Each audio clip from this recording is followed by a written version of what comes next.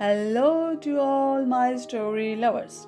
Today I'm going to read the last part of The Goldfish Don't Take Bubble Bath. Now, the 13th chapter is The Best Pet Ever. Before that, subscribe my channel, like this video. Okay? Now we will read the story. The Best Pet Ever. Together they check every inch of the staircase. They found 14 cents, 3 crumpled candy wrappers, and a dirty blue sock, but no keys. They checked every corner of the lobby. Eventually, they made it outside their building. Abby walked slowly, scanning the sidewalk and the nearby grass. Tess followed behind, sometimes going down on all fours to investigate the ground. Under a bush or a check, a sewer grate along the curb. There was no sign of Abby's key. Finally, they got to the schoolyard. Abby felt defeated. If they didn't find the keys here, they were almost certainly gone forever, along with her chance to be a pet sitter. Where did you play today? Asked Tess. She looked around the playground at the swings and the teeter-ball poles. Abby glanced around too. The playground had never seemed so big before. At recess, Rachel and I were skipping over by the basketball court, and in gym class, we played out on the football field. On Tess, this is impossible. We will never find them. Don't worry, Tess squeezed her hand. Everybody knows that dogs can smell a zillion times better than humans. I will find your keys. Abby tried to smile. She knew Tess couldn't smell any better than any other little kid, but she didn't want to hurt her feelings. Okay, why don't you try the football field? I'll check the basketball court. Tess barked and looked off towards the grassy area behind the school. Abby's smile disappeared. If her keys were somewhere on that field, what were the chances of Tess spotting them? Probably 1,000,000 to 1. She knew she would have better luck on the basketball court. At least it was smaller. Even though she didn't expect to find anything, Abby searched the area carefully. Twice she saw something shining in a crack in the cement and her heart gave a leap. But it was only a tin foil from the stick of gum and the aluminium tab from pop can. After a while, Abby knew it was time to give up. Tess! She shouted at small figure running in circles on the football field. Time to go! Did you find them? Panted Tess, breathless from running. Her tongue hung out one side of her mouth. Nope. But we have to go now. Dad's coming home early for supper tonight. But the keys, objected Tess. Abby shrugged her shoulders. We tried, Tess, but they were lost for good. You can't give up, cried Tess. Maybe someone turned them it into office, or maybe if we look for 10 more minutes, we will find them. We can't just quit. We have to, said Abby. Come on, let's go. Mom's going to get worried. For a moment, it looked like Tess would refuse.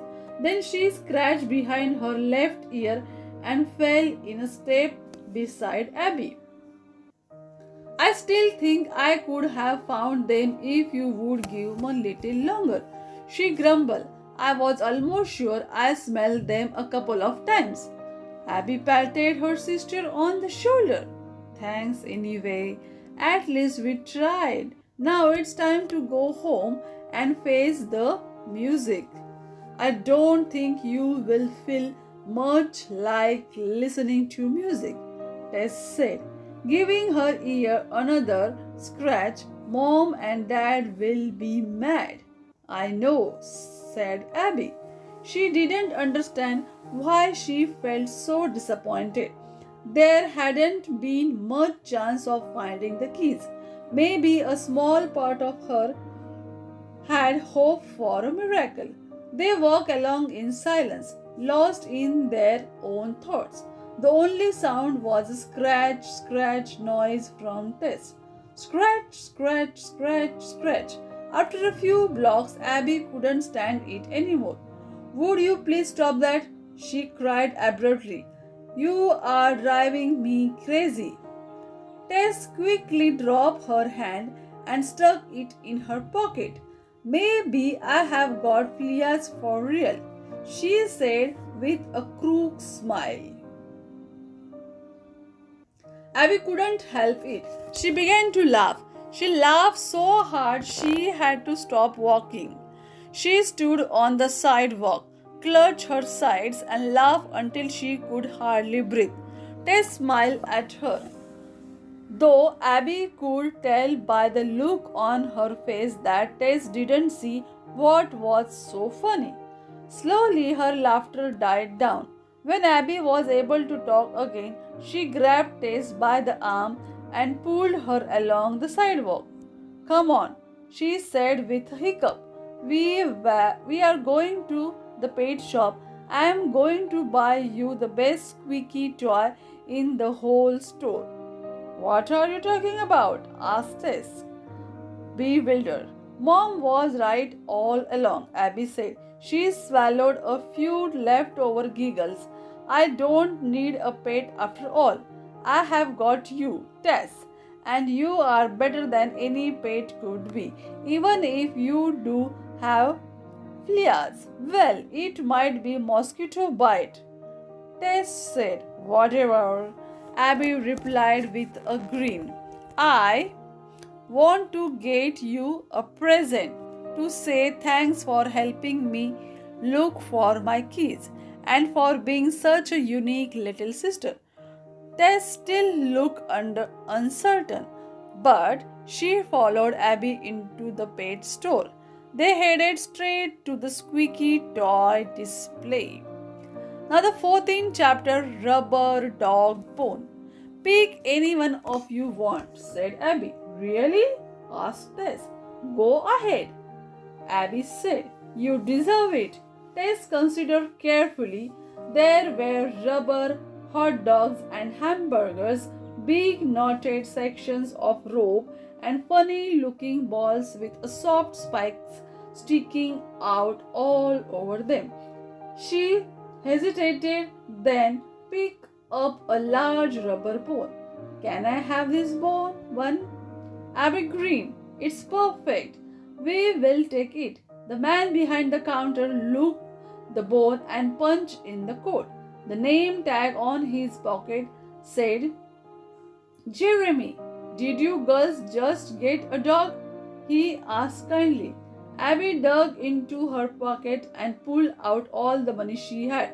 No, it's for my sister. Tess barked happily.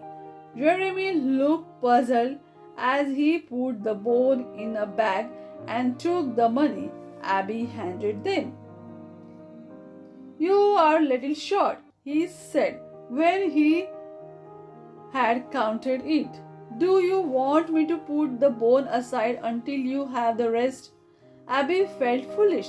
She hadn't expected this. Taxes, he explained. Will this be enough? Asked Tess. She stuck her hand in her pocket and fished out the 14 cents they would find on the stairs in their building. He nodded and handed them the bag. That's all, do it. Why don't you girls check out the new bulletin board? You might find a puppy that needs a home. No thanks, said Abby with a grin. Tess is the only dog allowed in our apartment. They didn't even stop to look at the hamsters on their way out. Tess clutched the bag to her chest and grinned from ear to ear. Abby on the other hand, wasn't looking forward to getting home. She knew she had to tell her parents about the keys, and she knew exactly what they were going to say. Abby found mom and dad in the kitchen. I have got something to tell you, she said, her heart pounding. They looked at her expectantly. She cleared her throat. This was going to be harder than she would thought. I lost my keys. You lost your keys? Repeated mom. A frown creased her forehead. Both of them? Abby nodded and stared glumly at the floor. Did you look for them? Asked Dad. His usually smiling face was serious. Abby nodded again. We'll look everywhere. I don't know where they could be. Tess had disappeared under the kitchen table. Every now and then she made an odd thumping noise. Suddenly she chimed in, her voice floating up from under the checkered tablecloth. We went backwards over Abby's whole day. I thought I almost smelled them, but then we ran out of time. Dad looked confused. Smell them? Tess popped up and rested her nose on the edge of the table. You know, with my supper sense of smell. All right, said Dad. Of course. Tess gave a satisfied snort and ducked back under the table. The thumping noises began again.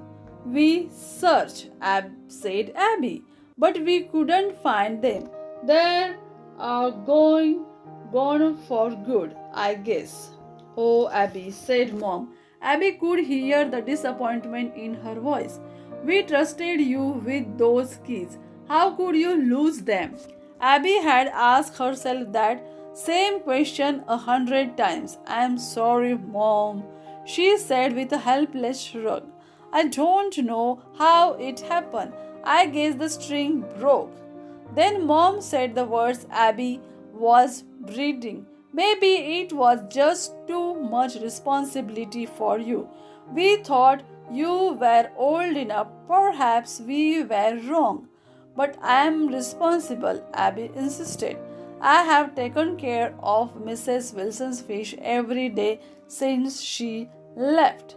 I have done a good job. Losing my keys was just an accident. That's right, called Tess from under the table. Everybody makes mistakes, even Abby. I am always very careful. Abby continued. It wasn't my fault. Tess popped up again. Abby takes good care of Speedy and Slowpoke, she said earnestly. She even saved their lives. Abby groaned. That was the last thing she wanted her parents to know about. Now the 15th chapter, everybody makes mistakes. What do you mean? She saved their lives, repeated Mom. Abby shot Tess a warning look, but Tess kept talking. Speedy and Slowpoke almost died, but Abby was responsible. She saved their lives and cleaned up all the bubbles. You should let her keep her business. Bubbles? Said Mom. What business? Asked Dad. It's nothing, said Abby quickly.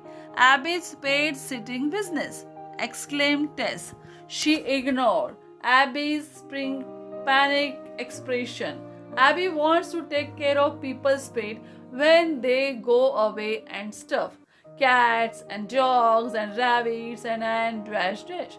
Okay, Tess, we get the picture, Mom interrupted. She looked at Abby. Let me get this straight. The goldfish you are taking care of nearly died.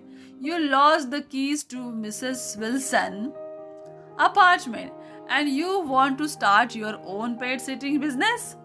It sounded bad when Mom said it like that. Well, yes, said Abby.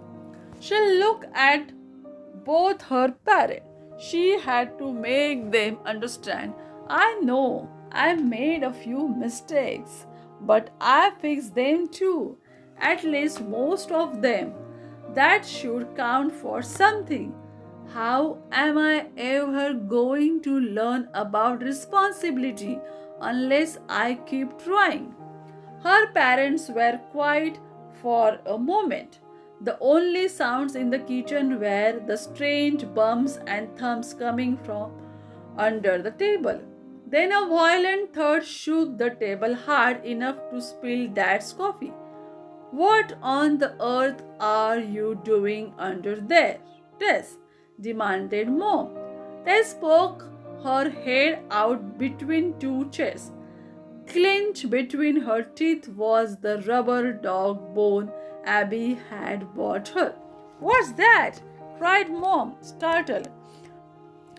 Tess spat out the bone and grinned. It bounced across the table and rolled to stop in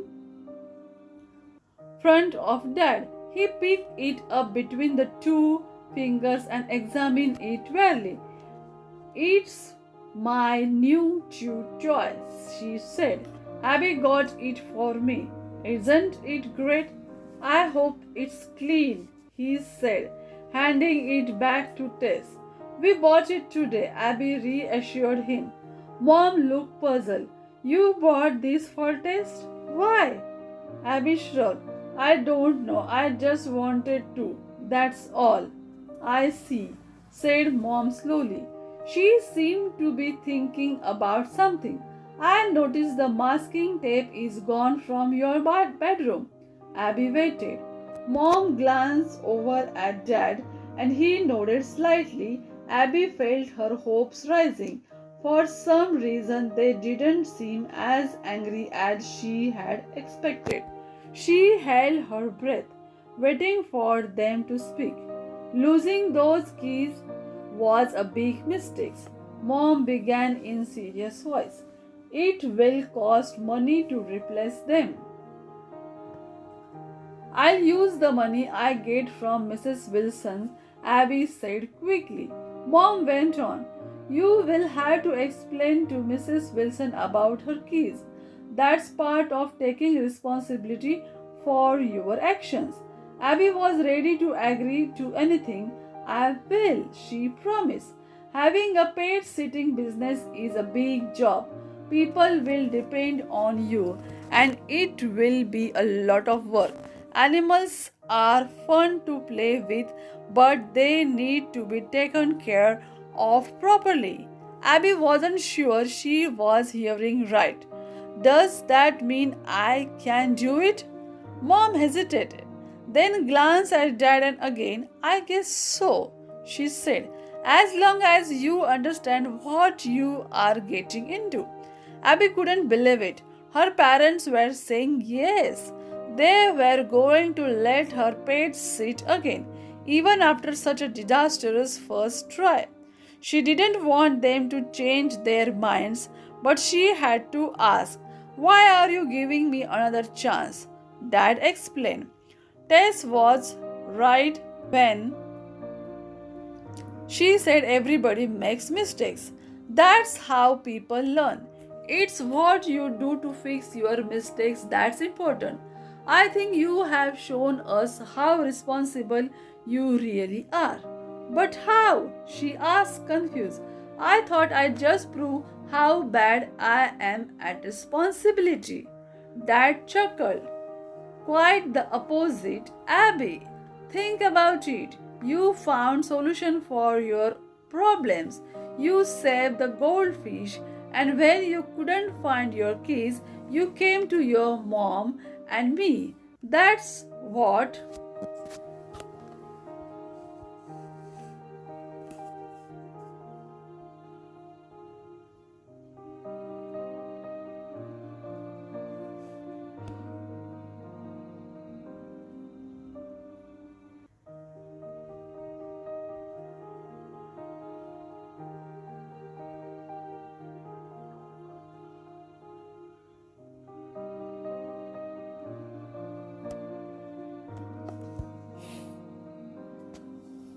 Dad chuckled. Quite the opposite, Abby. Think about it. You found solution for your problems. you saved the goldfish. And when you couldn't find your keys, you came to your mom and me. That's what I call being truly responsible. We are proud of you. Tess threw back her head and howled with delight. She began dancing around the kitchen. Abby can pet seat, Abby can pet seat, she sang. Abby's mind raced.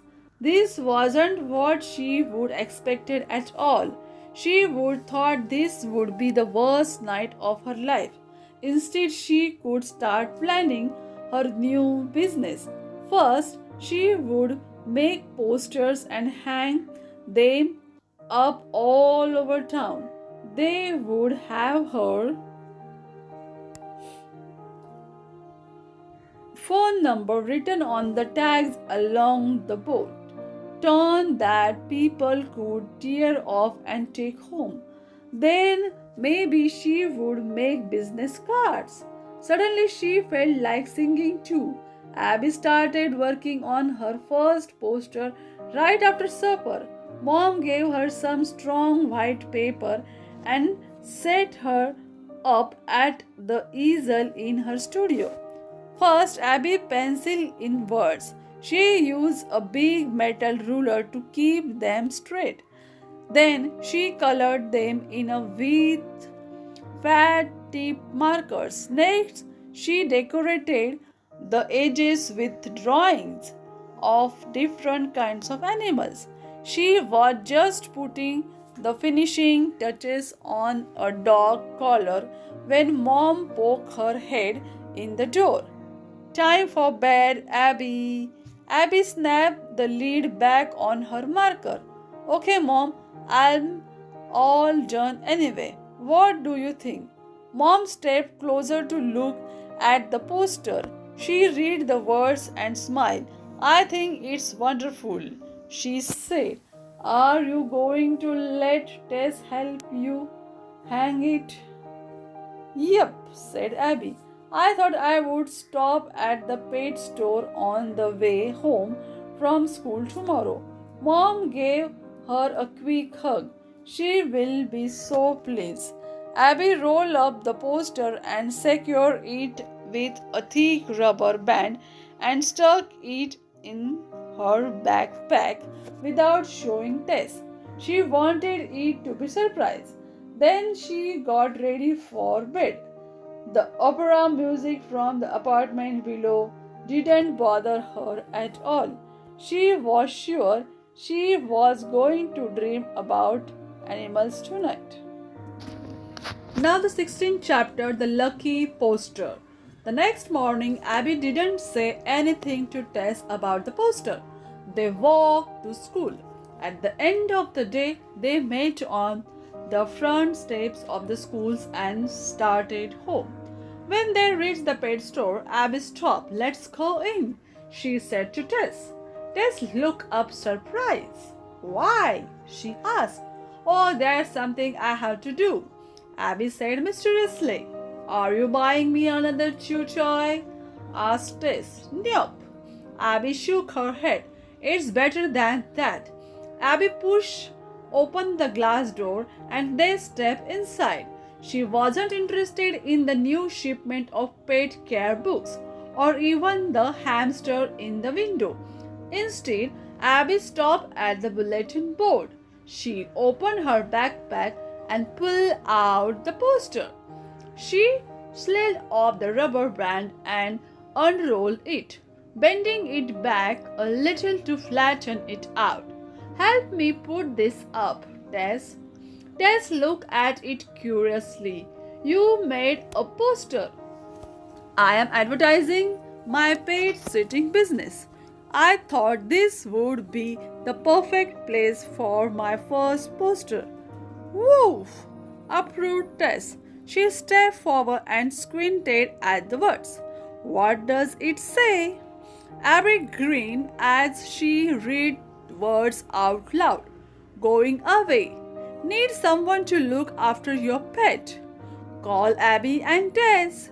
We are responsible and reliable and our rates are reasonable. Tess' eyes widened. Hey, you said my name too. Sure, said Abby. Having a pet care business is a big job. I thought I might need a helper. Tess stared at the poster. You really want me to be your helper? Of course, said Abby. I know you love animals too. We will make a great team. Now help me put this poster up. The bulletin board was full of signs and notices. There was a photo of lost Dalmatian with reward in big letters beneath it. Someone else was looking for a second-hand rabbit hut. Tons of people had stuff for sale. Dog houses and cat carriers and even chicken eggs by the dozen. Abby and Tess found an empty space and put a thumb tag in each corner of the poster. They stepped back to admire it. The poster looked great. Let's go home and make some more, said Abby. I want to hang one up at library and one at the grocery store and maybe. All of a sudden, Tess went berserk. She started jumping up and down and barking like crazy. She pointed at the bottom of the bulletin board. There, loop over a blue thumbtack. Hung two keys on the frayed, dirty string. My keys! Gasped Abby. Jeremy noticed the commotion and walked over. Hi, girls. Do these keys belong to you? I lost them yesterday, said Abby. Staring at the keys in the amazement, I didn't think I would ever see them again. A customer found them on the sidewalk in front of the window yesterday afternoon, Jeremy said. He took the string of the thumbtack and handed it to Abby. You must have dropped them on your way home from school. Say, this is your poster. Is this your poster? Abby held the keys in her hands. Her mind flashed back to the moment outside pet shop when her backpack strap had pinched her. Now the 16th chapter, the lucky poster. The next morning, Abby didn't say anything to Tess about the poster. They walked to school. At the end of the day, they met on the front steps of the schools and started home. When they reached the pet store, Abby stopped. Let's go in, she said to Tess. Tess looked up surprised. Why? She asked. Oh, there's something I have to do, Abby said mysteriously. Are you buying me another chew toy? Asked Tess. Nope. Abby shook her head. It's better than that. Abby pushed open the glass door and they stepped inside. She wasn't interested in the new shipment of pet care books or even the hamster in the window. Instead, Abby stopped at the bulletin board. She opened her backpack and pulled out the poster. She slid off the rubber band and unrolled it, bending it back a little to flatten it out. Help me put this up, Tess. Tess looked at it curiously. You made a poster. I am advertising my pet sitting business. I thought this would be the perfect place for my first poster. Woof! Approved Tess. She stepped forward and squinted at the words. What does it say? Abby grinned as she read words out loud. Going away. Need someone to look after your pet. Call Abby and Tess. We are responsible and reliable and our rates are reasonable. Tess' eyes widened. Hey, you said my name too. Sure, said Abby. Having a pet care business is a big job. I thought I might need a helper. Tess stared at the poster. You really want me to be your helper? Of course, said Abby. I know you love animals too. We will make a great team. Now help me put this poster up. The bulletin board was full of signs and notices. There was a photo of lost Dalmatian with reward in big letters beneath it. Someone else was looking for second-hand rabbit hut. Tons of people had stuff for sale. Dog houses and cat carriers and even chicken eggs by the dozen. Abby and Tess found an empty space and put a thumbtack in each corner of the poster. They stepped back to admire it. The poster looked great. Let's go home and make some more, said Abby.